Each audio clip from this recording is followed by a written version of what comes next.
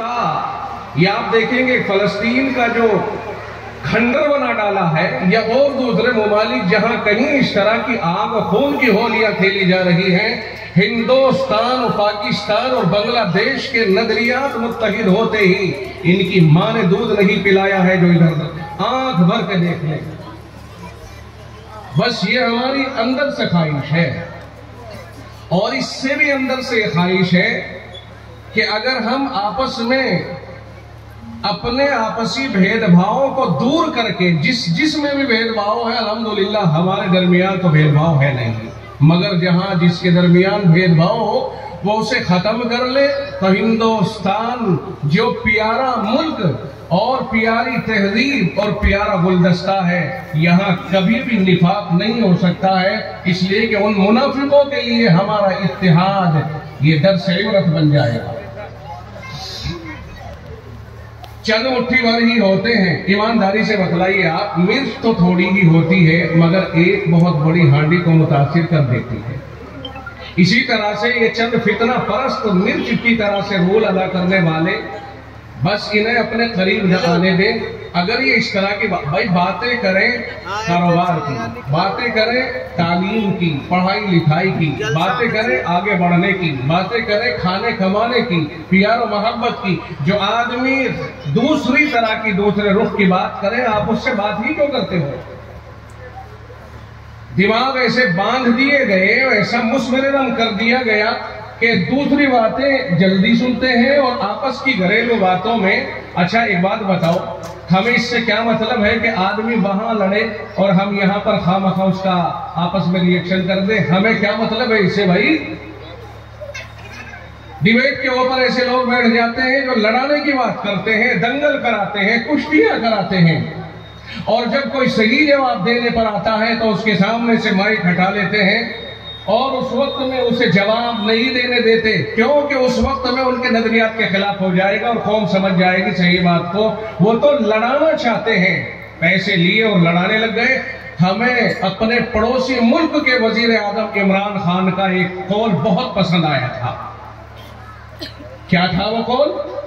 جب عمران خان وزیر اعظم بن گیا اور امریکی وزیر خارجہ اس کے پاس آیا ڈونلڈ ٹرمپ کا فرمان لے کر کہ آپ پیچھے والے اس پر آ جائیے، جو پہلے ہوتا تھا آپ کی فوجیں وہاں لڑے ہماری طرف سے، تو انہوں نے کہا تھا ہم کرائے کے قاتل نہیں ہیں کہ جو دوسروں کی خاطر اپنے خطے میں جنگ کی آگ بھڑکائیں۔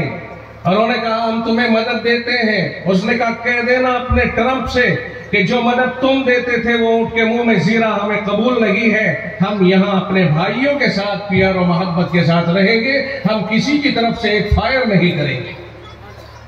ایسا بڑا دل ہونا چاہیے حکمرانوں کا، اور یہی وجہ ہے کہ اسی کے دور اقتدار میں اس خطے سے امریکہ بہت تیزی کے ساتھ بھاگا، یہاں تک کہ اپنا اسلحہ اٹھانے کی بھی اس کو نوبت نہیں آئی۔ وہ افغانستان کو مالدار کر کے چلا گیا، اگر اسے لوہے میں بھی بیچے تو تب بھی ان کی کرنسی بہت اوپر چلی جائے گی۔ کہنے کا منشا یہ ہے کہ حکمرانوں کو عقل کے ناخن لینے چاہیے اور اپنے گھر میں غیروں کا دخل نہیں ہونے دینا چاہیے۔ ہم اپنے گھر کے آدمی ہیں، پیار و محبت ہمارا مشن ہونا چاہیے، اور نفرت کی جو باتیں کریں ہمیں اس سے ہمیشہ نبرد آزما ہونا چاہیے، ہمیشہ اس کا وروध کرنا چاہیے۔ ابھی میرے محترم میرے عزیز گنگا جمنی تہذیب کی بات فرما رہے تھے۔ آپ نے گنگا جمنی تہذیب کا لفظ سنا تھا ابھی کہ ہماری گنگا جمنی تہذیب ہے، اور یہی ہے گنگا جمنی تہذیب کہ ہمارے منچ پر، بلکہ ہم کہیں ہم انہی کے منچ پر، اس لیے کہ جو مکھیا ہوتا ہے وہ پورے گاؤں کا ہوتا ہے، کسی قوم کا نہیں ہوتا ہے۔ ہار جیت کے وقت میں مقابلہ ہو اپنی جگہ پر، لیکن جب کوئی جیت جائے تو وہ سب کے لیے جیتتا ہے، کسی خاص طبقے یا اپنے ہی ووٹروں کے لیے نہیں جیتتا ہے، وہ سب کا ہوتا ہے، اور سرکاری فنڈ بھی سب کے لیے آتا ہے، صرف ووٹروں کے لیے نہیں آتا ہے۔ جو لوگ یہ سمجھ کر کے مجھے جنہوں نے ووٹ نہیں دیے میں ادھر کام نہیں کراؤں گا اور اب ہم نمٹیں گے ان سے، وہ بہت بڑے قصوروار ہیں۔ ایسے لوگ کسی سرکاری عہدے پر جانے کے لائق نہیں ہیں۔ اس لیے کہ سرکار نے انہیں پورے گاؤں کا فنڈ دیا ہے، نہ یہ کہ صرف ووٹروں کا فنڈ دیا ہے۔ لہذا اگر وہ صرف ووٹروں اور سپورٹروں کے لیے کام کرتے ہیں تو وہ سرکار کے غدار ہیں، سرکار کے وفادار نہیں ہیں۔ یہ میں اصولی بات کر رہا ہوں، بے اصولی نہیں کر رہا ہوں۔ تو چونکہ مکھیا جی جیسے پیارے، امن پرست اور سب کا ساتھ اور سب کا وکاس رکھنے کا ذہن رکھنے والے ہمارے منچ پر تشریف فرما ہے، تو منچ انہی کا ہے، ہم ان کے منچ پر آئے ہوئے ہیں۔ گنگا جمنی تہذیب کا معنی میں آپ کو سمجھا دیتا ہوں۔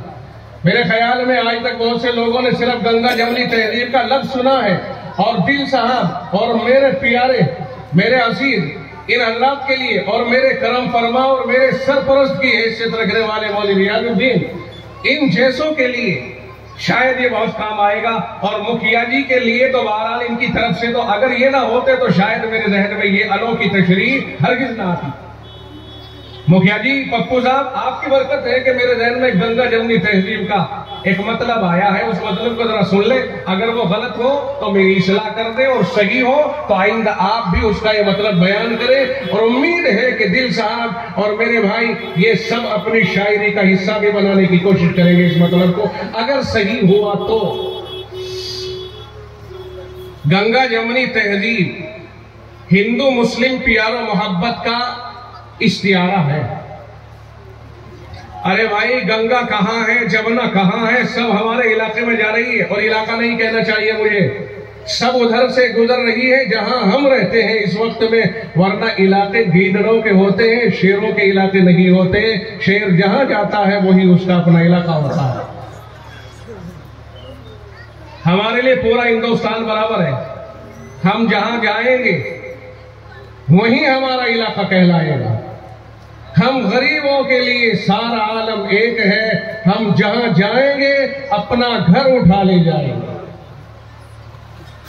گنگا جمنی تہذیب کا مطلب یہ ہوتا ہے کہ گنگا ایک طرف سے چلتی ہے، جہاں سے گنگا چلی وہ بھی میں نے دیکھا ہے، اور جمنا ایک طرف سے چلتی ہے، جہاں سے جمنا چلی وہ بھی میں نے دیکھا ہے، دونوں کی جڑوں کو میں نے دیکھا ہے، اور دونوں چلی ایک دہلی ہوتے ہوئے اور ایک ادھر گڑھ ہوتے ہوئے، گڑھ مکتیشور وغیرہ ہوتے ہوئے، دونوں کی دونوں الگ الگ راستوں میں چل رہی ہیں۔ اس بیچ کے علاقے کو دو آبا کہا جاتا ہے۔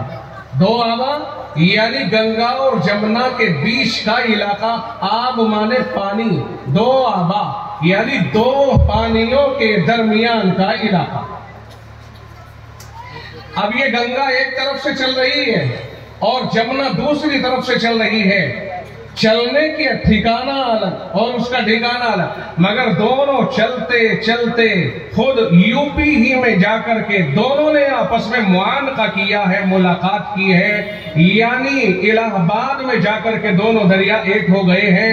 اور گنگا جمنی تہذیب کا مطلب اب اس سے نکلتا ہے کہ جس طرح گنگا اور جمنا نے پیار و محبت کی تہذیب کو اپنایا کہ ایک ادھر سے چل کے آئی، ایک ادھر سے چل کے آئی، اور دونوں نے الہ آباد جہاں ہمارا ہائی کورٹ ہے وہاں آ کر کے آپس میں ملاقات کی، معانقہ کیا اور عہد و پیمان کیا کہ اب یہ تہذیب جو ہماری الہ آباد میں آ کر کے ملی ہے اسے ہم مرتے دم تک نہیں چھوڑیں گے، دونوں ایک ہو کر کے چلی گئی ہے۔ یہ ہے گنگا جمنا تہذیب کا مطلب۔ اس جملے کے معنی یہ ہے کہ ہندو مسلم محبت کے ساتھ ایسے رہیں جیسے گنگا اور جمنا نے اپنی تہذیب اپنائی ہے۔ اگر سمجھ میں آیا ہو تو بتلائیے۔ ایک طرف سے گنگا، ایک طرف سے جمنا، دونوں جا کر کے الہ آباد کے نیچے ایک بن گئی۔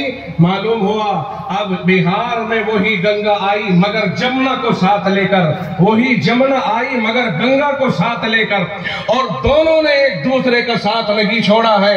یہی بھاگلپور ہوتے ہوئے ہم نے یہاں بھی اس کو کراس کیا ہے، دونوں نے اکٹھا ساتھ اب تک نہیں چھوڑا ہے، وہاں سے چل کے۔ یہ ہے گنگا جمنی تہذیب کا مطلب کہ ہمیں گنگا جمنی تہذیب اپنانی ہے۔ ہندوستان کی اصل تہذیب گنگا جمنی تہذیب ہے، یعنی دو فرد ایک فرد بن کے چلنے کی تہذیب ہے۔ یہاں ہندو مسلم بھید بھاؤ کی تہذیب کو کوئی مقام نہیں ہے، یہاں دونوں ایک ساتھ ہو کے رہیں گے۔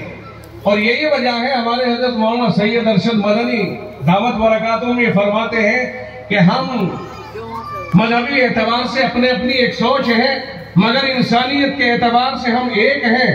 ہمارا آپس کا ایک تعلق ہے جسے مذہب کی بنیاد پر ختم نہیں کیا جا سکتا ہے۔ آپ نماز پڑھنے جا رہے ہیں، میں نماز پڑھنے جا رہا ہوں، میرا بھائی مندر کی طرف جا رہا ہے، وہ اس کی اپنی تہذیب ہے، یہ ہماری اپنی تہذیب ہے۔ آپ اس میں اپنی جگہ پر کوئی کسی پر جبر و تشدد نہیں، البتہ جب دونوں باہر نکل کے آئیں گے، آئیں اور ناشتہ میرے یہاں کریں اور کھانا آپ کے یہاں جا کے کھائیں، یہ ہماری تہذیب ہے۔ ہمیں مذہب، ہمیں مسلک، ہمیں مشرب، ہمیں اس طرح کی اپنی مذہبی سوچ آپس کے تعلقات سے جدا نہ کر پائے، یہ ہمارا مشن رہنا چاہیے، اور اسی مشن کے اوپر ہم زندہ رہیں، اسی مشن پر قائم رہیں۔ حضرت فرمایا کرتے ہیں کہ دیکھو اس علاقے کے اندر، اتر پردیش کے اندر گوجر اگر ہندو ہے تو مسلم بھی ہے، اگر جاٹ غیر مسلم ہے ہندو ہے تو جاٹ مسلم بھی ہے، اگر تیاگی ہندو ہے تو تیاگی مسلم بھی ہے۔ تو اس طرح سے جو قومیں ہندو اور مسلم ہیں مگر وہ سب ایک ہی نام کے اوپر قائم، وہ ہندو ہے، جاٹ ہے، وہ مسلمان ہے، جاٹ ہے، قوم کا نام نہیں بدلا گیا۔ یہ قوم کا ایک ہی نام رہنا ہمارے متفق ہونے کی بڑی علامت ہے۔ اس لیے آپس میں پیار و محبت سے رہے، مل جل کے رہے۔ اور میں تو کئی جگہ پر یہ کہا، کئی تقریروں میں اپنے یہ کہا کہ جس طرح سے مدارس والے، اہل علم، علماء، مسجدوں کے امام جگہ جگہ کھل کر کے جلسے کرتے ہیں اور اس طرح پیار و محبت کی باتیں اور برائیوں سے بچنے کی باتیں کرتے ہیں، ہم مندر کے اور بڑے بڑے گردوارے کے، مٹھوں کے ذمہ داروں کو، ان کو کہتے ہیں کہ آپ بھی منچ قائم کریں، آپ بھی لوگوں کو بلائیں، آپ بھی جلسے کریں اور آپ بھی لوگوں کو ایکتا کی باتیں یاد دلائیں۔ امید ہے کہ اگر اسی طرح سے ہمارے پنڈت احباب منٹ میں بیٹھے ہوئے اور اس طرح سے گردواروں میں بیٹھے ہوئے بڑے حضرات جو قوم کے رہبر اور ذمہ دار ہیں، اگر وہ بھی اس طرح کے پروگرام کریں تو انشاءاللہ ملک میں بھائی چارہ بڑھے گا، اور جو بھائی چارے کو ختم کرنے والے ہیں وہ مایوس ہو کر کے پیچھے ہٹیں گے اور ملک ایک ترقی کی راہ کے اوپر گامزن ہوگا۔ ہم کئی دفعہ یہ کہہ چکے ہیں، ایک دوسرے کو بلاؤ، وہ ہمیں بلائیں، ہم انہیں بلائیں، پھر انشاءاللہ والعزیز جب تبادلہ ہوگا منچوں کا تو عوام کا تبادلہ بہت آسان ہے۔ ہم مکھیا جی یہ دعویٰ کرتے ہیں اور یہ کھل کر کے کہتے ہیں کہ قوم مسلم علماء کی بات کو ہرگز نہیں ٹال سکتی ہے۔ ہم یہی آپ کے لیے بھی کہہ سکتے ہیں کہ ہندو قوم اپنے رہبروں کی بات کو شاید نہ ٹال پائے، اگر دونوں رہبر اسی طرح سے کام کرنے لگے تو امید ہے کہ ملک میں خیر سگالی آئے گی اور پیار و محبت بڑھے گا۔ یہ ہونا چاہیے اور اس طرف ہمارا ذہن جانا چاہیے۔ دیکھ لیجیے آپ، ہندو مسلم، ہندو کا ہاں نکال لیجیے، مسلم کی میم نکال لیجیے، جب دونوں کو نکالو گے آپ تو یہ ہم بنے گا، اور ہم کا مطلب ہے سب اکٹھے، اور ہم کی طاقت کے مقابلے پر کوئی نہیں ٹک سکتا ہے۔ اس لیے ہندو مسلم سے مل کر کے بنتا ہے ہم، اور ہم کی طاقت بہت بڑی طاقت ہوتی ہے جو ملک کے اندر انقلاب پیدا کرنے کے لیے کافی ہے۔ میں سمجھتا ہوں کہ ہمیں اس طرف آنا چاہیے اور ہمیں اس پر توجہ دینی چاہیے۔ یہ طاقت اپنی منتشر نہیں ہونی چاہیے، کہیں کوئی بھی بات ہو جائے پانی ڈالیں۔ میں سوشل میڈیا کے چلانے والوں سے بھی کہتا ہوں کہ آپ سوشل میڈیا کا استعمال کرتے ہیں، آپ کے واٹس ایپ کے اوپر، فیس بک کے اوپر آپ کو نیٹ نے کوئی چیز پیش کی، نیٹ کے اوپر کوئی چیز آئی، مانا کہ فلاں جگہ کوئی اختلاف کوئی بری بات ایسی جس سے بھڑک جائے آدمی، اس طرح کی بات سامنے آئی، آپ کی ذمہ داری ہے کہ سامنے آتے ہی اسے ڈیلیٹ کیجئے، آپ اسے شیئر نہ کریں، کیونکہ جہاں اختلاف ہوا ہے جنہوں نے آگ لگائی ہے انہوں نے تو لگا دی، مگر اس آگ کو آگے بڑھانے کا کام یہ شیئر کرنے والے کر رہے ہیں، نہ تو وہ شیئر ہوگی اور نہ ہی اس سے ملک میں اشتعال پیدا ہوگا۔ اور یہی بات میڈیا کے ذمہ داروں سے کہنی چاہیے ہمیں کہ میڈیا کے لوگوں، آپ ملک کے لیے امن و امان کا پیکر ہو، اگر آپ نے آگ پر پانی ڈالنے کا کام کر دیا تو شاید ملک میں کہیں بھی اختلاف کی گنجائش نہ رہے، مگر پیسے لے کر کے جو لوگ ایسی خبریں دیتے ہیں، سنسنی پھیلاتے ہیں، ان لوگوں کو چاہیے کہ وہ ملک کی عزت سے کھلواڑ نہ کریں۔ ہماری ذمہ داری بنتی ہے۔ مثال کے طور پر کہیں جناب رسول اکرم صلی اللہ علیہ وسلم کی شان اقدس میں گستاخی ہو جائے، اور آج کل یہ ٹرینڈ بن گیا ہے کہ کوئی بھی آقا کے نام پر کوئی بکواس کر ڈالے، صبح کو بکواس کرے، شام کو بڑا لیڈر بن کے سامنے آ جاتا ہے۔ شاید اسی لالچ میں بھائی لوگ گستاخی کر ڈالتے ہیں، کوئی قرآن کی شان میں، کوئی اللہ کے رسول کی شان میں، حالانکہ قرآن کا فرمان یہ کہتا ہے اِنَّا نَحْنُ نَزَّلْنَا الذِّكْرَ وَإِنَّا لَهُ لَحَافِظُونَ، کہ ہم نے ہی اس ذکر یعنی قرآن کو نازل کیا ہے اور ہم ہی اس کی حفاظت کرنے والے ہیں۔ وہ رب جس نے آسمانوں کو بنایا، وہ رب جس نے زمینوں کو بنایا، وہ رب جس نے کائنات کے ذرے ذرے کو بنایا، وہ کہتا ہے امن خلق السماوات والارض، کون ہے جس نے آسمان و زمین کو پیدا کیا ہے، وانزل لکم من السماء ماء، کون ہے جس نے تمہارے لیے آسمان سے پانی برسایا ہے، فانبتنا به حدائق ذات بہجہ، کون ہے جس نے اس پانی کے ذریعے سے پر رونق چیزیں اگائی ہیں، الہ مع اللہ، کیا اس کے سوا کوئی اور عبادت کے قابل ہے؟ یہ اللہ کہتا ہے، وہ ایک طاقت ہے جو نظر نہیں آتی، اور غور کریں ہر جگہ نظر آتی ہے، ہر چیز میں اس طاقت کا ظہور ہے۔ میں اور آپ پیدا نہ ہوتے اگر وہ پیدا نہ کرتا، میں اور آپ نہ پلتے اگر وہ نہ پالتا، آسمان و زمین قائم نہ رہتے اگر وہ نہ تھامتا۔ یہی کہتا ہے اللہ لا الہ الا ہو الحی القیوم، واللہ ہے جس کے سوا کوئی عبادت کے قابل نہیں، وہ خود بھی زندہ ہے اور ساری کائنات کو تھامنے والا ہے، وہی تو ہے، اس کے سوا اور ہے کون؟ تو اللہ نے کہا ہے، یہ غلط فہمی تو ذہنوں سے کوئی نکال دے کہ پیغمبر کی شان میں گستاخی کر کے یا قرآن کی شان میں گستاخی کر کے یا قرآن کے خلاف تحریک چلا کے کوئی کامیاب ہو جائے گا۔ اگر کامیاب ہوتا تو وسیم رضوی ہو جاتا، جس نے کئی آیتوں پہ اعتراض جتایا اور نیا قرآن چھاپ کے لایا۔ پوچھئے کوئی اس سے کہ کیا اس کا چھاپا ہوا قرآن اس کی قوم نے بھی لیا ہے، اس کے گھر میں بھی قبول ہوا ہے؟ کہیں نہیں۔ جس رب نے قرآن کی حفاظت کا دعویٰ کیا ہے اسی رب نے ان مکتبوں کو قائم کرا دیا ہے، اور یہی سے قرآن کریم کی حفاظت کرنے والے قرآن کے حافظ پیدا کر رہا ہے۔ اس رب نے قرآن کو آزاد نہیں چھوڑا، کسی کے رحم و کرم پر نہیں چھوڑا ہے۔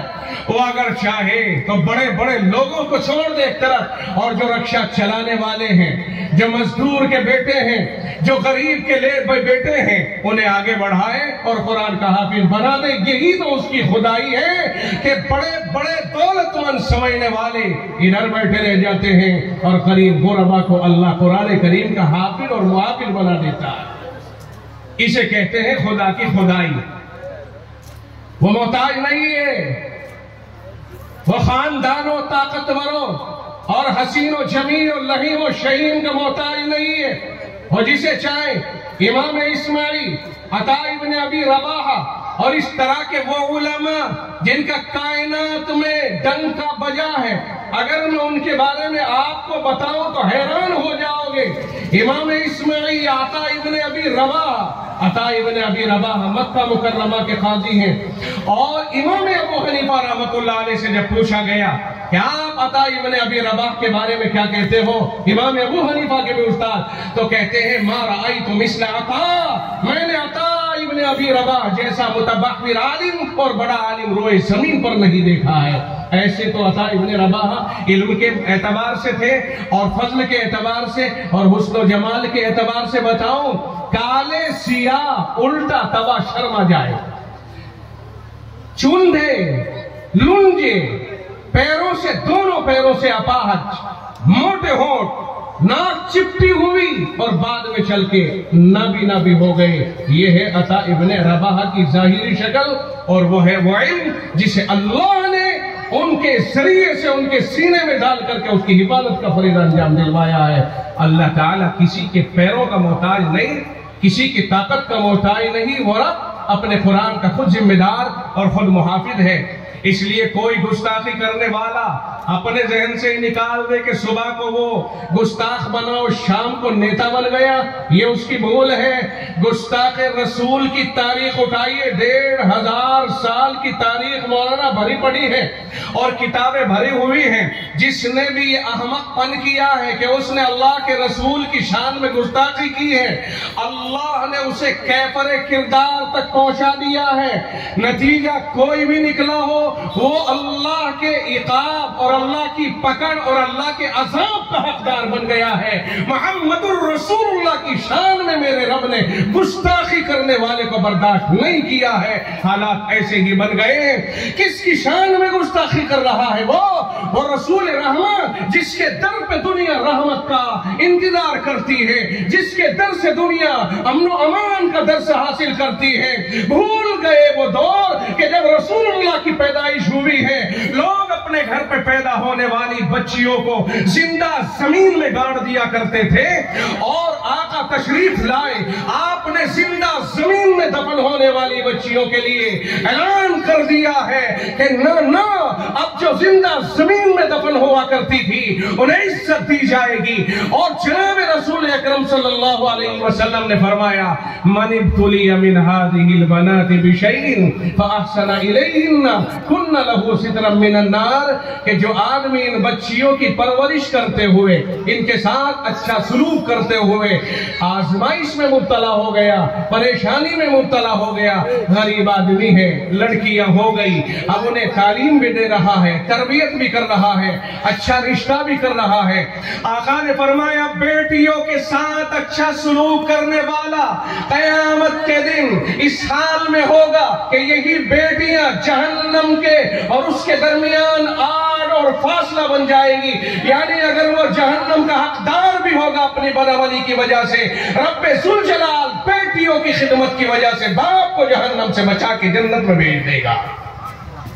یہ رسول رحمت صلی اللہ علیہ وسلم کی رحمت للعالمین کا ثمرہ ہے۔ وہ رحمت للعالمین ان کے بارے میں کہ جن کے در پہ آ کے ایک اونٹ کہتا ہے، میرے مصطفیٰ میرے ساتھ زیادتی ہو رہی ہے، آقا نے اس کی گردن پہ ہاتھ پھیرا اور اس کی زبان کو سمجھ لیا، اس نے زمین کے اوپر سر رکھ دیا اور آنکھوں سے آنسو برس رہے ہیں، اور جس جگہ آنکھوں کا سامنا ہے وہاں پانی بھر گیا، وہاں پانی گرتے گرتے زمین گیلی ہو گئی۔ میرے مصطفیٰ نے اس کے مالک کو بلایا، یہ اونٹ کس کا ہے؟ پتہ چلا ایک نوجوان انصاری صحابی کا ہے۔ آپ نے بلایا اور بلانے کے بعد ارشاد فرمایا، پیارے اس اونٹ کو مجھے بیچ دے۔ اس نے عرض کیا، یا رسول اللہ اس اونٹ کے سوا ذریعہ معاش میرے پاس کوئی نہیں ہے، کھانے کمانے کا ذریعہ یہی ہے، میں مزدوری کرتا ہوں اس اونٹ کے ذریعے۔ آپ نے فرمایا، تو سن لے، تیرا اونٹ مجھ سے شکایت کر رہا ہے کہ میرا مالک مجھے چارہ اتنا نہیں دیتا جتنا مجھ سے کام لیتا ہے، میری عمر ڈھل گئی، اب میں بڑھاپے کو پہنچ گیا ہوں، میرے مالک نے مجھ پر دباؤ جوانی کے زمانے کا بنا رکھا ہے۔ فرمایا، یا تو اس اونٹ کے ساتھ حسن سلوک کر، اس کا چارہ پانی بڑھا اور اس کا کام کم کر، ورنہ اسے مجھے بیچ دے۔ سن لے، آج کے بعد اس کی کوئی شکایت نہ سامنے آ جائے۔ جو رسول جانوروں کے لیے رحمت ہے، جو انسانوں کے لیے رحمت ہے، جو اپنوں کے لیے رحمت ہے، دشمنوں کے لیے بھی رحمت ہے۔ آپ جانتے نہیں ہو کہ صحن کعبہ کے اندر وہ کون سا ایسا شخص تھا جو آپ کو ستانے والا نہ کھڑا ہوا ہو۔ مکہ فتح ہوا، رسول اللہ کو ستانے والے آج صحن کعبہ میں بے بس کھڑے ہیں۔ آپ آپ نے ارشاد فرمایا من دخل دار ابی سفیان فہو آمن ومن اغلق بابہ فہو آمن ومن دخل المسجد فہو آمن. فرمایا سن لو، جو آدمی ابو سفیان کے گھر میں چلا جائے گا ہم اسے بھی امان دے دیں گے. ابو سفیان کہتے ہیں کہ میرا گھر چھوٹا ہے، میری قوم کی آبادی زیادہ ہے. آپ نے فرمایا جو مسجد حرام میں آ جائے گا ہم اسے بھی امن دے دیں گے اور اسے چھیڑیں گے نہیں. اس نے کہا یہ بھی چھوٹی ہے اور میری آبادی زیادہ بڑی ہے.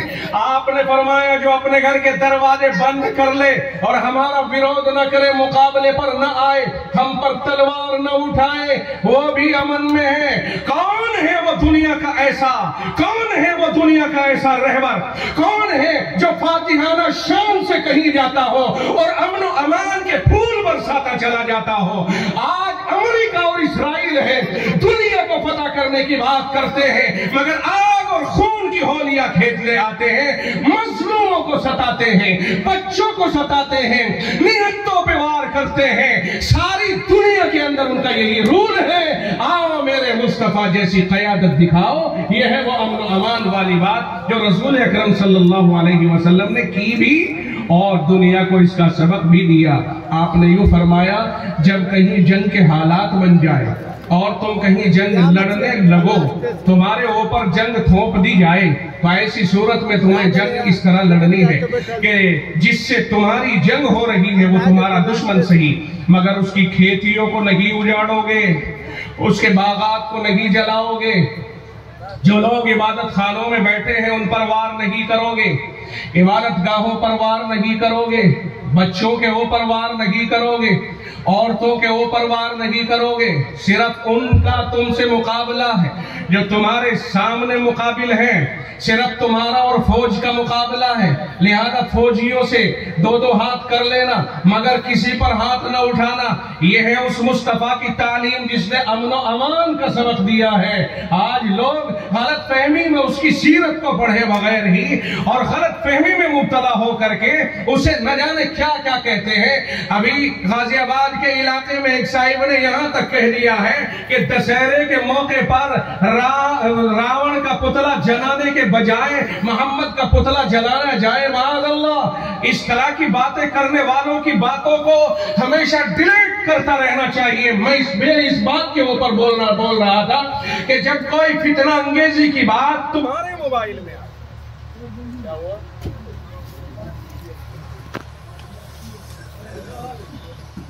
نہیں لائٹ آ گئی.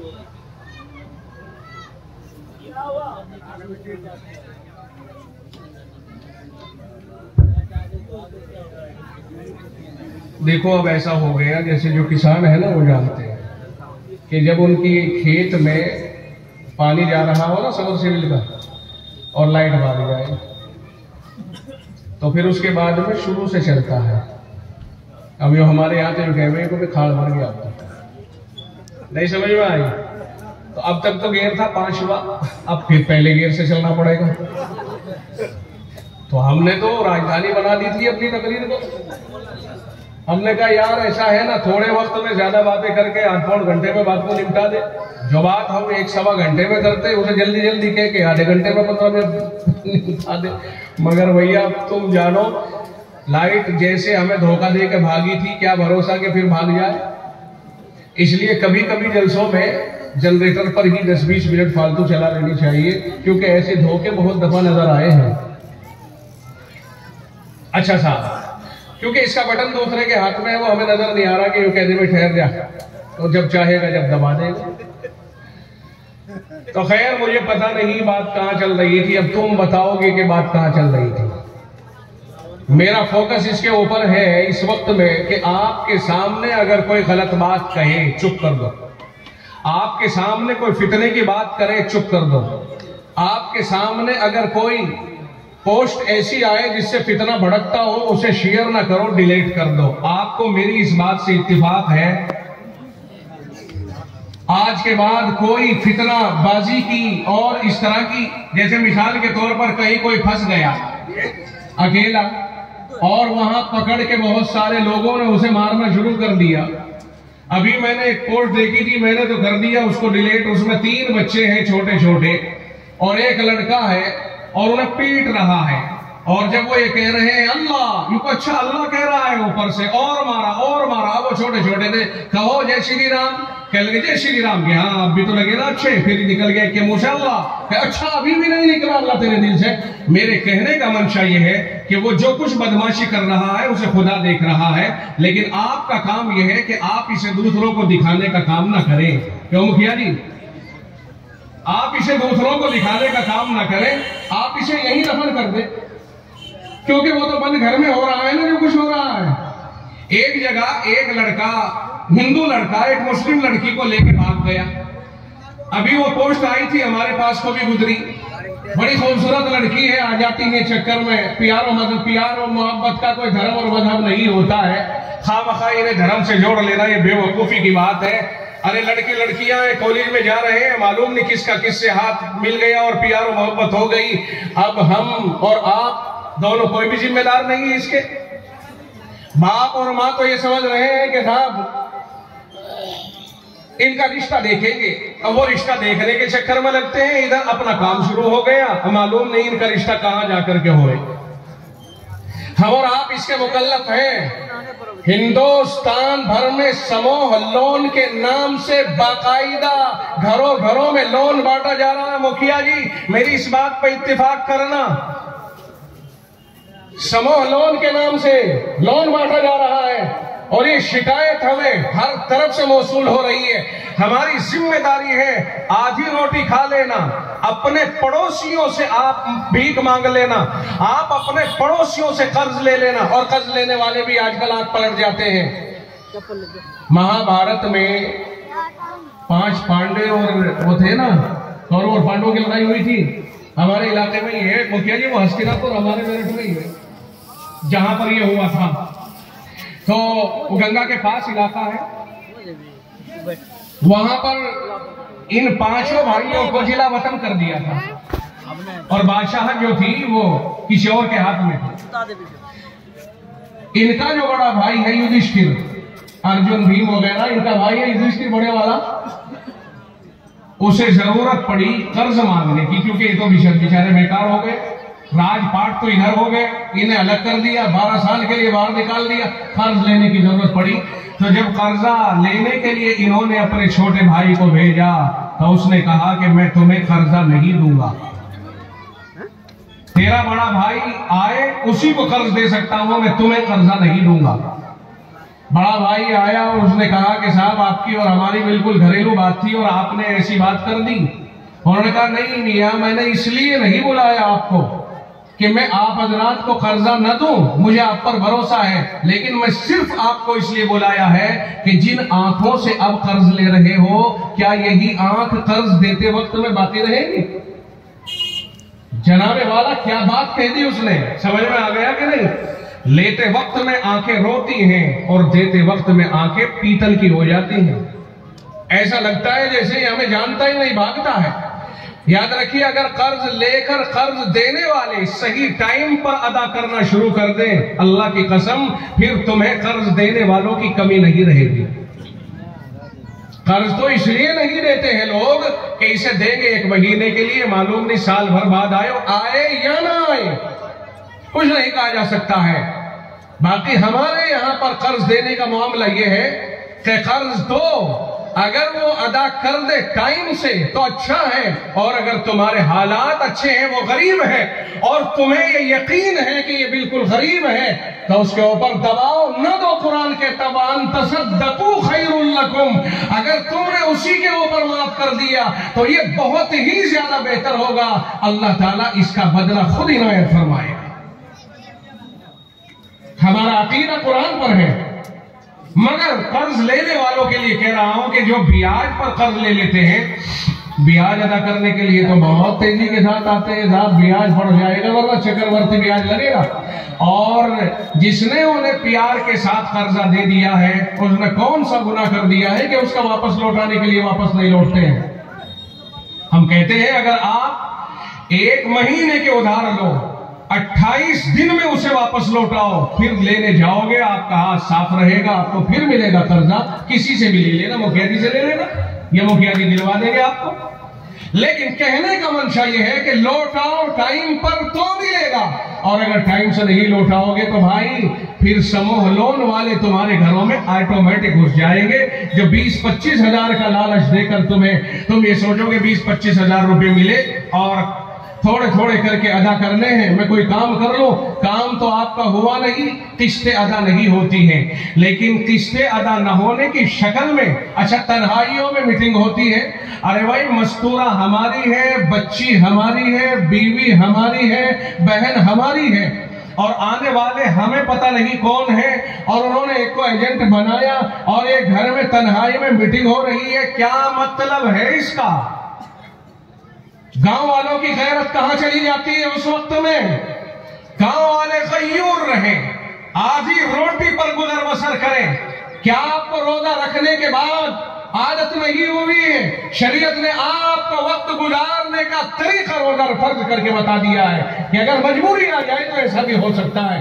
لیکن سموہ لون، یہ جو قسطیں ہیں آسان قسطوں کے نام سے جو 20-25-30 ہزار روپے مل رہے ہیں، ان روپیوں کو ہرگز نہ قبول کریں اور پرتیبند لگائیں کہ انشاءاللہ ہم جو بھی کچھ اللہ نے ہمیں دیا ہے اسی کے اوپر اپنا اکتفا کریں گے۔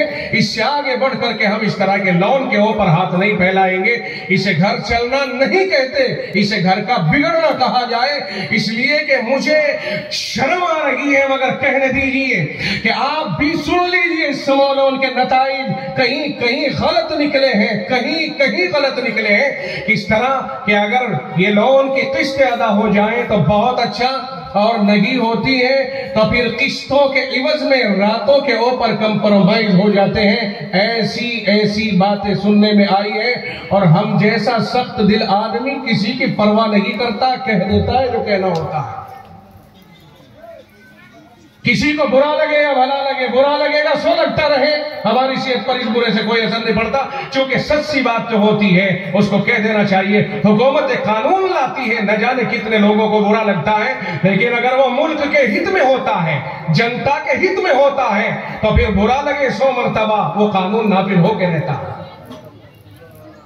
میرے بھائیوں، ہمیں اس طرف توجہ، تو قرض کی ادائیگی کو صحیح بنائیے، انشاءاللہ قرض آپ کا پڑوسی دینے کو آپ کو تیار ہے، لیکن جب قرض ہی آپ ادا نہیں کرو گے تو کون آپ کو دے گا؟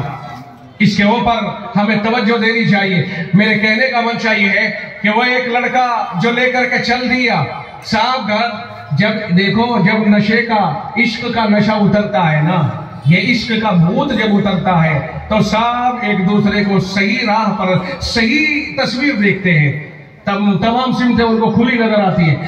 عشق ایسا ہے جیسے کوہرا پڑ رہا ہو، اور کوہرے کی بنیاد پر دور کا نظر نہیں آتا، عشق باز کو نتیجے نظر نہیں آتے ہیں، صرف تھوڑی سی دور کا اپنا عشق نظر آتا ہے، اور جب وہ نشہ اترتا ہے یعنی سورج نکلتا ہے، کوہرا چھٹتا ہے، ساری دنیا نظر آتی ہے اور عشق بازی کا بھوت اپنے آپ اتر جاتا ہے۔ یہ اس طرح سے زیادہ تر ایسے ہی ہیں، لو میرج جتنے ہوتے ہیں نا یہ کبھی پار نہیں اترتے اللہ ماشاءاللہ، ورنہ تو ان کے اندر عام طور سے یہی صورتحال بنتی ہے کہ دونوں ایک دوسرے کو دھوکہ دیتے رہتے ہیں، بہلاتے رہتے ہیں۔ زیادہ تر لڑکوں کی طرف سے انہیں ایسے ایسے خواب دکھائے جاتے ہیں، تجھے رانی بنا دوں گا جناب والا، تجھے اتنا اونچا مقام مل جائے گا۔ اب صاحب جب گھروں میں جہیز اور تلک کے اوپر مارا ماری ہوگی اور لڑکیوں کی عمریں نکلی جا رہی ہوں گی اور ٹائم سے لڑکیوں کی شادی نہیں ہو رہی ہوں گی تو یہ حالات بننا بہت آسان نظر آتا ہے۔ وہ لڑکی جانتی ہے کہ تیرے گھر میں انتظام ہے نہیں، اور سسرال والے اتنے بڑے ڈاکو ہو گئے کہ انہیں جب تک لاکھوں کی مالیت نہیں چاہیے وہ ہمیں لے جانے کو تیار نہیں ہے، تو وہ اپنا انتظام تلاش کرتی ہیں، اور جب اسے دوسرا آدمی بہت اچھی سی خواب سے دکھا دے، بہت اچھی سی راہ دکھا دے تو یہ اس کے ہاتھ میں ہاتھ دینا بہت اپنے لیے فخر سمجھتی ہے۔ میرے بھائی ان حالات میں ہماری بہت بڑی بھومکا ہے۔ مولانا تم جہیز کا جھگڑا چھوڑ دو، بچیاں ہماری عزت، بچیاں ہماری آبرو، بچیاں ہماری پگڑی اور دستار ہیں، یہ ہماری بچیاں باحیا ہیں، پیاری بچیاں ہیں، ملک کی بچیاں ہیں، یہ کوئی غلط قدم اٹھانا نہیں چاہتی، لیکن بسا اوقات انہیں ایسا لگتا ہے جیسا کہ ہماری مجبوری بن گیا ہو۔ اکثر علاقوں کے اندر اس جہیز نے ہمیں پھانسی کے پھندے پر چڑھا دیا۔ لوگ کہتے غریب غریب کوئی نہیں ہے، جہیز کا جھگڑا چھوڑ دو، غربت کہیں نہیں ہے۔ لڑکیوں کی شادی کرنے کے لیے آدمی کماتا چلا جاتا ہے۔ قرآن کریم نے کہا وَاتَّقُوا فِتْنَةً لَا تُصِيبَنَّ الَّذِينَ ظَلَمُوا مِنْكُمْ خَاصَّةً، ایسے فتنوں سے بچو جو تم میں سے صرف ظالموں کی حد تک محدود نہیں رہے گا، آگے بڑھے گا اور معاشرے کو اپنی لپیٹ میں لے لے گا، اور پورا معاشرہ اس سے متاثر ہو کر کے تباہ کاریوں میں مبتلا ہو جائے گا۔ اس لیے ایسا کوئی عمل کرنے سے بچا جائے جس عمل کی بنیاد پر معاشرے کے اندر کوئی ایسا قدم اٹھے جس سے پورے معاشرے کے اندر ہاہاکار مچ جائے۔ ہم سمجھتے ہیں کہ جہیز کے اوپر کوشش کی جائے، یہ پڑھے لکھے ہیں۔ ابھی ایجوکیشن کی بات ہو رہی تھی، میرے دل کی بات تھی جو مکھیا جی نے کہی ہے، میں وہ کہنا چاہ رہا تھا، مگر چونکہ مکھیا جی نے کہہ دی ہے وہ بات، اس لیے میں دوبارہ اس بات کو اگر کہتا ہوں تو تحصیل حاصل لازم آئے گا، مگر تھوڑا سا اضافہ کرتا ہوں۔ اگر اجازت ہو حضرت والا تو میں تھوڑا سا اس میں اضافہ کرتا ہوں۔ ہمارے مکھیا جی نے قافیہ بنائی اور ہم اسے شرح جامی بنا رہے ہیں، یعنی مکھیا جی نے تھوڑے سے الفاظ کہے مگر سونے کے الفاظ تھے، ہم اسے چاندی کے ریٹوں میں بدل رہے ہیں تاکہ نوٹ زیادہ نظر آئے۔ بات سمجھ میں آ گئی جی؟ بات تو بہت مختصر تھی مگر اتنی جامعیت تھی اس بات کے اندر جو بہت ساری باتوں کو اپنے پیٹ میں چھپائے ہوئے ہیں۔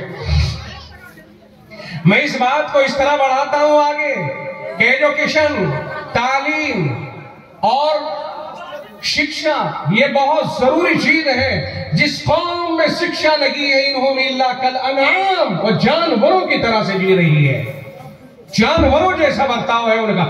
بھائی شکشا لگی، تعلیم لگی تو انہیں کیا معلوم کہاں کب کیا کرنا ہے؟ ان میں اور جانوروں میں کوئی فرق نہیں، لیکن کوئی جانور بھی اگر سکھا دیا جائے شکشا سے، اس کو بھی آراستہ کر دیا جائے تو پھر یاد رکھیے وہ جانور بھی قیمتی بن جاتا ہے۔ جس طرح آوارہ کتے جاہل کتے ہیں اور ایک کتے کو سمجھا کر کے تعلیم یافتہ بنا دیا جائے تو آوارہ کتوں کو کوئی فری میں نہیں لے گا، اور تعلیم یافتہ کتے 5-5 10-10 لاکھ میں بک رہے ہیں۔ معلوم ہوا اگر کتے کو بھی تعلیم مل جائے تو وہ بھی قیمتی ہو جاتا ہے۔ آپ اور ہم تو انسان ہیں، آگے بڑھیے، تعلیم حاصل کیجئے، لیکن تعلیم میں فرق مراتب ہونا چاہیے۔ یاد رکھیے جس تعلیم کا مقام جو ہے اسے وہی دیا جائے۔ میں مانتا ہوں ڈاکٹر بننا، انجینئر بننا، وکیل بننا، یہ ساری چیزیں، یہ ساری تعلیمات، IAS IPS داروغہ، پولیس مین، یہ سارے بننا یہ معاشرے کی ضرورت ہے۔ وہی نل گاڑنے کا ہنر سیکھنا یہ بھی معاشرے کی ضرورت ہے۔ کیا خیال ہے کہ ایک انجینئر بن گیا اس کی عزت ہو رہی ہے اور ایک نل گاڑنے والا سیدھا مستری ہے اس کی عزت نہیں ہو رہی ہے؟ اسے مزدور کہہ کر کے پکارا جاتا ہے، اس کی توہین کی جاتی ہے، اس کے ساتھ عزت کا وہ معاملہ نہیں کیا جاتا ہے جو انجینئر کے ساتھ کیا جاتا ہے۔ میں کہتا ہوں اس کا دل نہ توڑیے، اسے پانی آپ نے دیا ہے، وہ ڈائریکشن دے رہا ہے تو بڑا قیمتی ہو گیا، اور یہ باقاعدہ محنت کر رہا ہے، اس کی کوئی قیمت ہی نہیں رہی ہے۔ رسول اکرم صلی اللہ علیہ وسلم نے فرمایا ایک مزدور سے جب آپ نے مسافہ کیا، جب آپ ہجرت کر کے مدینہ تشریف لے گئے، ایک مزدور سے مسافہ ہوا، اس کے ہاتھ بہت ٹائٹ تھے، آپ نے اس سے پوچھا، ہاتھ تھام لیے اور یہ پوچھا کیا کرتے ہو؟ انہوں نے کہا اللہ کے رسول میں مزدوری کرتا ہوں، پتھر پھوڑتا ہوں، بیچتا ہوں، پتھر جو پھڑواتے ہیں ان کے مزدوری کرتا ہوں، کچھ مل جاتا ہے، گزارا کر لیتا ہوں۔ تو اس نے شرمندہ سے انداز میں یہ بات کہی کہ میں بہت چھوٹی کاسٹ کا آدمی ہوں، لوور کاسٹ کا۔ آج کل اپر اور لوور کا جو جھگڑا چل گیا نا، یہ اپر کاسٹ ہے، یہ لوور، جتنی کاسٹیں ہیں نا، اللہ نے سب کو ماں کے پیٹ سے ننگا پیدا کیا تھا، سمجھے کہ نہیں سمجھے؟ اور رسول اکرم صلی اللہ علیہ وسلم نے فرمایا یحشر الناس یوم القیامت حفاة عراة غرلا، قیامت کے دن اللہ تعالی جب انسانوں کو دوبارہ زندگی دے گا حساب و کتاب کے لیے تو ننگے پیر ننگے بدن ختنہ کی کھال بھی وہیں لگی ہوئی ہوگی، جیسے ماں کے پیٹ سے نکلا تھا ویسے ہی اسے اٹھائے گا۔ حضرت عائشہ اس روایت کو بیان کرتی ہے، انہوں نے پوچھا یا رسول اللہ مرد عورت سب ایک ہی ساتھ ننگے اٹھیں گے تو بڑا عجیب سا معاملہ ہوگا۔ آپ نے فرمایا عائشہ الامر اشد من ان ينظر بعضهم الى بعض، معاملہ اتنا سخت ہوگا کہاں کسی کو کسی طرف دیکھنے کی پڑی ہوگی، قیامت کا دھماکہ بڑی خطرناک چیز ہوگی، وہاں بڑا عجیب و غریب ماحول ہوگا۔ عرض کرنے کا منشا یہ ہے کہ سب نکلے ہیں ماں کے پیٹ سے آئے ہیں تو کس حال میں آئے تھے جی؟ کسی کے پاس کوئی پوشاک نہیں تھی، پھر آگے چل کر کے صاحب اپنے اپنے اعتبار سے لوگوں نے کاشت بنا لی ہے۔ اللہ نے کاشت میں پیدا نہیں کیا ہے، اللہ نے انسان پیدا کیا ہے۔ اب اس طرح سے ہم اپر اور لوور کی باتیں کر کے دوسروں کی توہین کریں، برادریوں میں تقسیم ہو کر کے برادریوں کی توہین کریں، یہ صاحب شیخ ہے، یہ انصاری ہے اور یہ فلاں ہے، یہ فلاں ہے، اس کی اجازت شریعت نہیں دیتی ہے۔ اللہ کہتا ہے ان اکرمکم عند اللہ اتقاکم، اللہ کے نزدیک تم میں سب سے بلند عزت والا وہ ہے جو اللہ سے سب سے زیادہ ڈرنے والا ہو۔ بات سمجھ میں نہیں آئی گی؟ جو اللہ سے سب سے زیادہ ڈرتا ہو، گناہ نہ کرتا ہو، اللہ کے بندوں کا احترام کرتا ہو، ایسے آدمی کو کہا جائے گا کہ یہ ہے بلند عزت والا۔ خیر میں عرض کر رہا تھا کہ فرمایا گیا کہ صاحب یہ انجینئر یہ سب بن گئے مگر تعلیم حاصل کر کے ہی تو بنے ہیں۔ بھائی انجینئر بنا تو تعلیم کے ذریعے، وکیل بنا تو تعلیم کے ذریعے، اور کوئی ڈاکٹر بنا ہے تو تعلیم کے ذریعے سے، اور ساری تعلیم سب ڈاکٹری انجینئرنگ وغیرہ وغیرہ انسانوں کے ایجاد کی ہوئی تعلیم ہے۔ ایک تعلیم وہ ہے جو قرآن کریم ہے، وہ اللہ کا بھیجا ہوا سچا کلام جو اپنے نبی پر انہوں نے نازل کیا ہے، وہ کلام ہے جو اوپر سے آیا ہے، اور یاد رکھیے جو اوپر سے آیا ہے وہ اوپر ہی رہتا ہے، وہ نیچے نہیں ہوتا ہے۔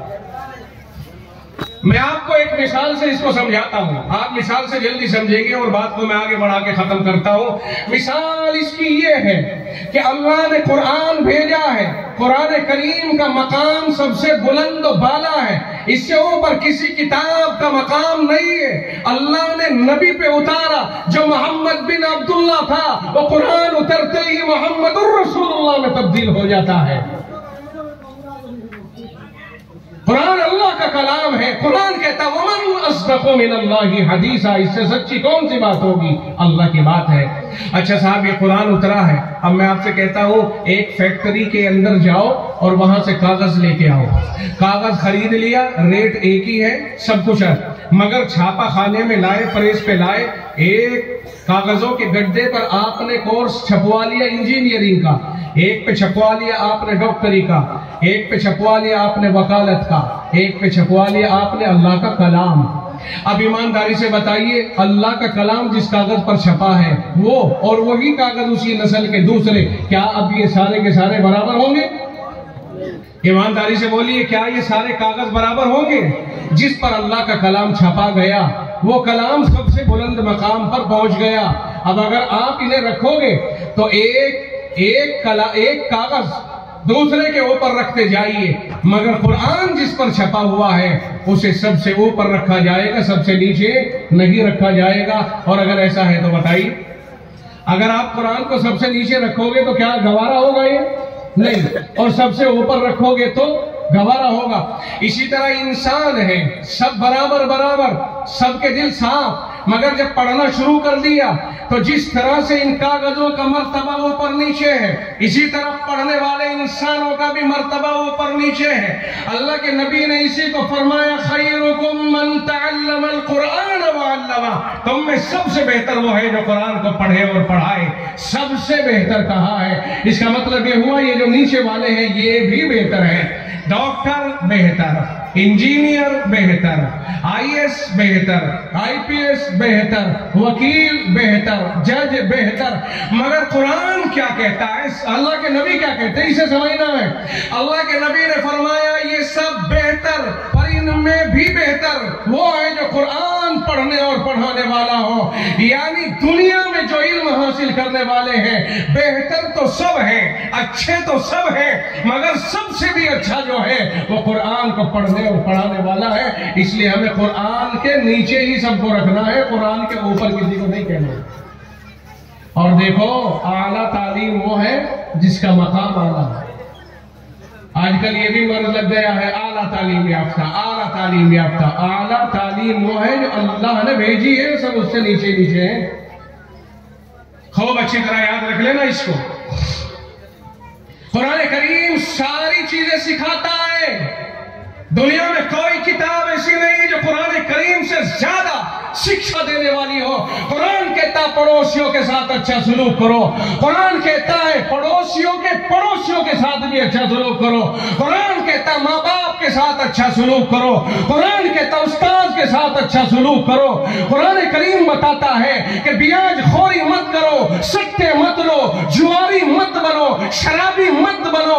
پیار و محبت سے اپنے وطن کی عزت کرو اور سب کی عزت کرو, کوئی مسلم ہو یا ہندو. قرآن بتاتا ہے کہ عزت و احترام تو سبھی کا ہوگا انسانیت کی بنیاد پر. یہ ساری چیزیں قرآن کریم نے بتائی. اگر کوئی بھوکا پریشان حال ہے, اس کی پریشانی میں کام آؤ, مذہب اس کا کچھ بھی ہو. اللہ کے نبی علیہ السلام نے فرما دیا لیس المؤمن الذی یشبع وجارہ جائع الی جنبہ. فرمایا وہ آدمی مومن کہلانے کے قابل نہیں ہے جو خود اپنا پیٹ بھر کے سو جائے اور پڑوسی اس کا بھوکا رہے, وہ پریشان حال رہے. یہ کون کہہ رہا ہے؟ جناب محمد الرسول اللہ صلی اللہ علیہ وسلم فرما رہے ہیں. اور حدیث کی تحقیق کی گئی تو پتہ چلا کہ اس میں پڑوسی چاہے مسلم ہو یا ہندو, سکھ ہو یا عیسائی, یہودی ہو یا کوئی بھی, پڑوسی بہرحال پڑوسی ہوتا ہے. جو بھی تمہارے پڑوس میں ہو اسی کی مدد کا اس حدیث پاک میں حکم ہے. اب بتائیے اس سے زیادہ رہنمائی کرنے والا کچھ اور ملے گا آپ کو؟ اس لیے یہ نیچے نہیں بلکہ سب سے اوپر ہے. یہ تعلیم ایسی ہے جو انسان کو انسانیت عطا کرتی ہے. ہم نے تعلیم یافتہ تو بہت دیکھے ہیں, مگر اعلیٰ تعلیم یافتہ قرآن کریم کے بغیر نہیں ہو سکتا ہے. جو اعلیٰ تعلیم یافتہ قرآن سے ہٹ کر کسی کو مانتے ہیں, اس کا مطلب یہ ہوا قرآن کریم کی توہین کر رہے ہیں.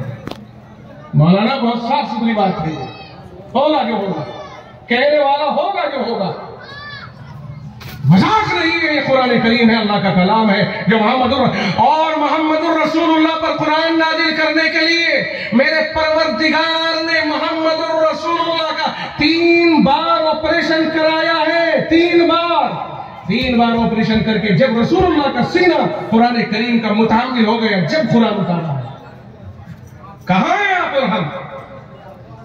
اللہ نے قرآن کو رسول اللہ پر جب اتارا, جب 3 مرتبہ آپریشن کر کے آپ کو اس لائق بنا دیا کہ اب یہ قرآن کا بوجھ اٹھا سکیں گے. ہاں جی, اس لیے قرآن سب سے بلند عزت ہے اور سب اس کے نیچے ہیں. باعزت ہے سب, میں بار بار آپ کو کہہ رہا ہوں, باعزت ہے سب مگر قرآن سب سے عزت دار. باعزت ہے سب مگر قرآن پڑھنے پڑھانے والا سب سے عزت دار. اس کو سمجھا جائے. اور آگے بڑھ کر کے ایک بات اور کہیں, ٹائم مجھے معلوم ہے بہت ہو گیا ہے, مگر یہ ٹائم میں نے نہیں کیا ہے, یہ ٹائم آپ نے کیا ہے. نہیں سمجھ میں آئی؟ یہ ٹائم میرا کیا ہوا نہیں ہے, یہ ٹائم آپ کا کیا ہوا ہے. نہیں سمجھ میں آئی؟ خیر, اب میں آخر کرتا ہوں اور بات کو ختم کرتا ہوں.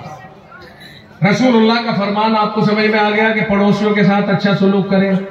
پڑوسی کوئی بھی ہو, اس سے کوئی مطلب نہیں, ٹھیک ہے جی, کوئی بھید بھاؤ نہیں ہے. اور یہ بھی آگے آپ کو سمجھ میں کہ گنگا جمنی تہذیب کا کیا مطلب ہے. پیار و محبت کو انتہا تک پہنچا دو کہ جدا ہی نہ ہو.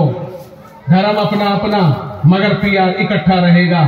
پیار میں کوئی فرق نہیں آنے دیا جائے.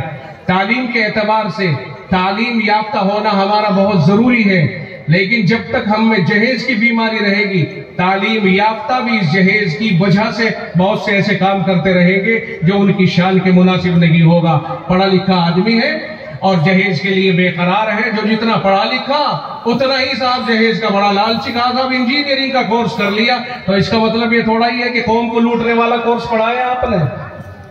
भाई अच्छे आदमी बन गए आप, वकील, इंजीनियर, जज सब बन गए, तो अब इसका मतलब ये हुआ आप कौम पर रहम करने वाले बनो, तभी तो इंसानियत आएगी, तभी तो आपकी तालीम का पता चलेगा। आलिम, हाफिज, कारी बन गए, कौम पर रहम करने वाले बनो ना, और आपका रहम उस वक्त देखा जाएगा जब आप जहेज से दस्तबरदार होकर ये कह दो मुझे सिर्फ लड़की चाहिए, जहेज नहीं। लोग लिखते हैं दुल्हन ही जहेज है। कहाँ रह गया भाई दुल्हन ही जहेज, जब मांगने वाले इतने बड़े बड़े मुतालबे कर रहे हो। इसलिए मैं चाहता हूं कि आप इस तरह की बातों को सीखें और समझें, वरना तो फिर आप बड़े होकर के जब नौकर बन जाओगे सरकार के और बड़े ओहदे के ऊपर पहुंच जाओगे तो मियाँ बहुत बड़े अधिकारी बन के बहुत बड़ी रिश्वत का बाजार कर्म कर डालोगे, अगर इंसानियत आपके अंदर नहीं आई। तालीम के माना है इंसानियत का पैदा होना। तालीम के माना ये नहीं है कि तालीम के नाम पर बड़ी बड़ी रिश्वतें ली जाए, बड़े बड़े घोटाले किए जाए, बड़े बड़े गलत फैसले किए जाए। तालीम का मतलब है कि मोहब्बत और प्यार को बढ़ावा दिया जाए और खिदमत का जज्बा अपने अंदर पैदा किया जाए। डॉक्टर है वो खिदमत का जज्बा पैदा करे, इंजीनियर है, वकील है, सब अपने अंदर, उलमा, हुफ़ाज़ सब अपने अंदर जितने तालीम याफ्ता है, जिस तरह की भी तालीम उन्होंने हासिल की है, हर तालीम तवाज़ो का सिखाती है, तवाज़ो इख्तियार करें। तो हर एक तालीम याफ्ता अपने अंदर तवाज़ो पैदा करें और उम्मत का और कौम का और अपने अहले महल्ला का और अपने अहले बस्ती का सबका भला करने की कोशिश करें। कोई किसी के ऊपर बोझ बनने की कोशिश ना करे। उम्मीद है कि चंद मारूज़ात आपकी समझ में आ गई होगी। अल्लाह ताला हम सबको अमल की तौफीक अता करे। आखिर में फिर वही कहूंगा मैं कि झगड़ा कहीं हो अपने सर न ले। जो भी पोस्ट इस तरह की आए उसी को डिलीट करते रहे। बहुत से फसादी भड़काऊ पोस्ट को आगे बढ़ाते हैं ताकि इससे फसाद पैदा हो। बहुत से लोगों की सोच उल्टा काम करती है। मैं आपको सीधा काम करने की दावत देता हूं कि किसी के मोबाइल में इस तरह की पोस्ट अगर आती है तो आप हजरात, उम्मीद है कि इस तरह की चीज पर पानी डालने वाले बनेंगे, आग लगाने वाले नहीं बनेंगे। अल्लाह अमल की तौफीक मरहमत फरमाए। इन्हीं चंद बातों के साथ मैं सभी हजरात का शुक्रिया अदा करते हुए रुखसत होता हूँ। बिलखुसूस अपनी बस्ती और अपने गांव के, अपने इस टोले के महल, जो भी कुछ आप इसको अपना नाम दे, हमारे यहाँ तो गांव कह देते हैं, तो मुखिया जी और हमारे यहाँ प्रधान जी बोलते हैं, तो प्रधान जी, मुखिया जी, बहरहाल मेरी दुआ ये है कि मुखिया जी से ऊपर ये आगे बढ़े और आगे को चल करके आप इन्हें इलेक्शन लड़ाइए विधायक जी का। ये इस लायक है। मैंने इनके चेहरे को देख लिया और पढ़ लिया।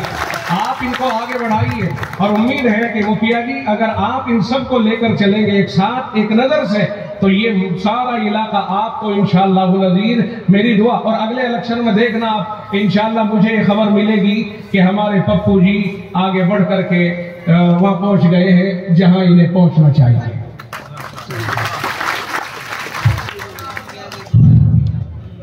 गिरामी कदर साहब